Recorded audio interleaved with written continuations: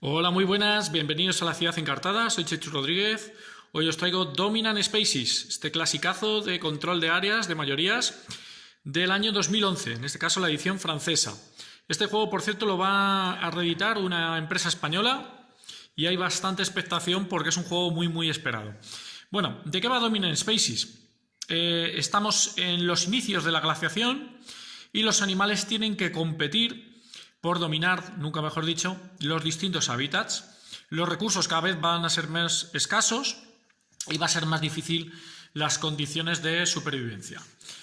Cada jugador tendrá que llevar el control de uno de los animales, que tenemos aquí un tipo de animal y a sus especies correspondientes.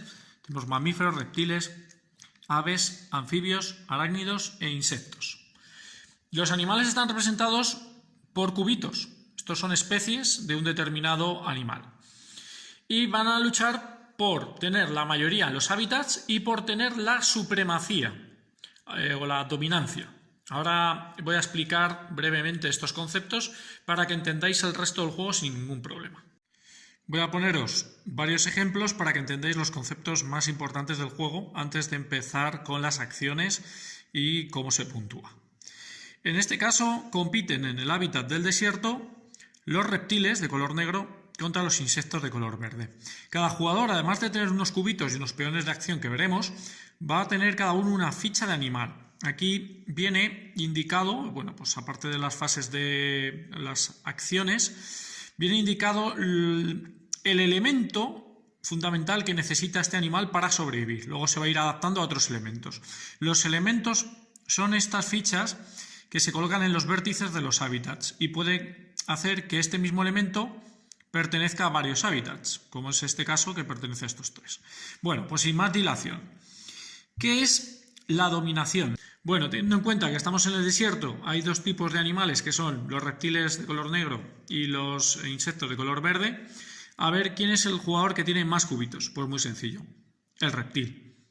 Pero habría que tener en cuenta que tuviese algún elemento coincidente. Es decir, si no hubiera ninguno de estos soles que coinciden con esta hoja del animal, el reptil no podría optar a ser el dominador, ¿vale? Ni el dominador ni el que tenga la supremacía.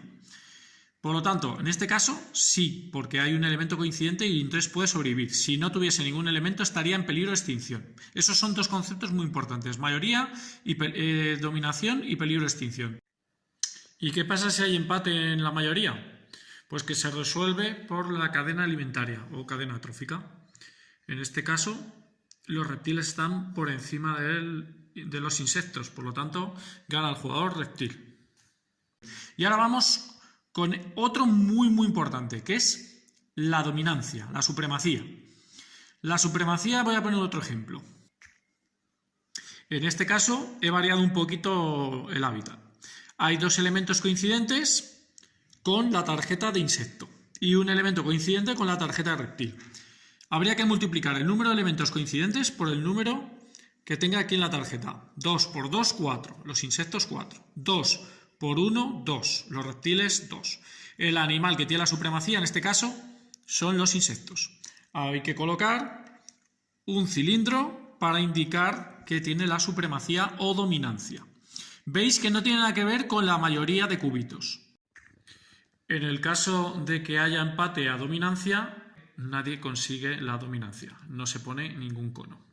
El tema de la dominancia es lo que más cola va a traer en este juego, por así decirlo, porque cada vez que hay una modificación en el hábitat, ya sea por cubitos, porque desaparezcan, porque se maten, porque mueran, porque desaparezcan elementos que pertenezcan al hábitat, vamos a tener que volver a calcular la dominancia. Esto es quizá lo más enrevesado que tiene el juego o lo más tedioso, pero no quiere decir que sea un juego difícil, ni mucho menos, como lo vais a ver. Una vez que hemos hecho la preparación del tablero, esta es la preparación básica, en base a los animales que jueguen, se le da a cada jugador su ficha de animal, sus cubitos, sus cilindros y sus peones de acción. Dependiendo del número de jugadores va a variar este número, ¿vale? Va a haber 3 pilas de losetas de hábitat. Vamos a disponer del mazo de cartas 5 aquí para jugar la dominancia, perdón. Y luego, de las últimas 5 cartas del mazo, tenemos que meter esta carta que se llama la Edad de Hielo, que es la que va a determinar el final de la partida. La juntamos con las últimas 5 cartas, las barajamos y añadimos el resto de cartas.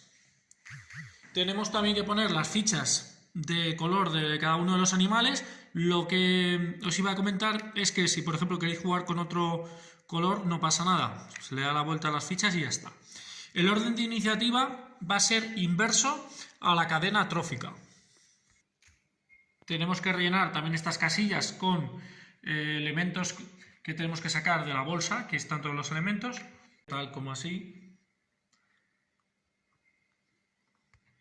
Y los jugadores, empezando por el jugador inicial, se van a turnar para colocar los peones de acción, de uno en uno, con la restricción de que tienen que colocarse en espacios que estén vacíos. Siempre van a jugarse las acciones de arriba a abajo, de izquierda a derecha. Bueno, no lo he dicho, pero he modificado esto porque estaba mal. Aquí había un elemento que sobraba de inicio y hay que poner además los conos para saber quiénes son los animales que están teniendo la supremacía o la dominancia en cada uno de los hábitats. Una vez que ya los jugadores han colocado sus 5 peones, se resuelven las acciones de arriba a abajo, de izquierda a derecha. Además vemos que no pasa nada si estamos en la misma acción varias veces. La primera acción es iniciativa. El jugador que se haya puesto aquí hace que su animal avance un espacio en el marcador de iniciativa, ¿vale? Y además ahora coloca su peón de acción en una acción que esté libre. Por ejemplo, aquí. Seguimos con adaptación. El jugador insecto cogerá uno de estos elementos y lo colocará en su ficha de animal. Por ejemplo, el sol. Y ahora este animal, inmediatamente tendremos que ver dónde está situado en el mapa y comprobar si hay un cambio en la dominancia. Esto es lo que yo os decía. Aquí le quitaría la dominancia a los reptiles. Según vamos haciendo las acciones, vamos retirando los cilindros. Le tocaría al arácnido, cogería uno de estos elementos y lo llevaría a su hoja animal. A la hora de colocar los elementos nuevos a los que se adapta nuestro animal, nunca podemos tapar los 2 iniciales y tampoco nunca los podremos perder. En el primer turno esta acción no tiene ningún sentido ya que no va a haber ningún elemento que haya bajado aquí. Pasamos a la abundancia. La abundancia es colocar uno de estos elementos en uno de los vértices de una loseta. Por ejemplo, el insecto puede colocar el sol en este elemento, por ejemplo. Habría que ver rápidamente si hay dominancia. En este caso sí, las arañas tienen 2 larvas en su hoja y nosotros ya tendríamos 2 por 1, 2, más 1 por 1, 3. Lo mismo, estas acciones en la primera ronda no tienen sentido. Desertización. Y esta a partir de la tercera ronda tendrá sentido, que es agotamiento. Vamos a glaciación.